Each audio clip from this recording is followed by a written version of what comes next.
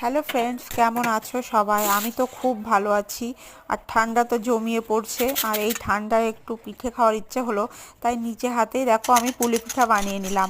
First time বানালাম, খেতে মোটামুটি ভালোই হয়েছিল, মন্দ হয়নি। যতটা ভালো হওয়ার কথা ছিল অতটা হয়নি, প্রথমবার বানিয়েছি, কিন্তু মোটামুটি ভালোই ছিল। তো দেখো, সেটাই তোমাদের সাথে শেয়ার করলাম। আর যতটা দ্রুত এই ভিডিওতে দেখছো যে বানাচ্ছি, অতটা সহজ কিন্তু ছিল না, বানাতে যথেষ্ট কষ্ট হয়েছিল। কারণ প্রথমবার বানাচ্ছি, এর আগে কখনো আমি বানাইনি। তো একটু তো কষ্ট হয়েছিল, কিন্তু ভিডিওতে তোমরা দেখছো কত সহজেই আমি বানিয়ে ফেললাম।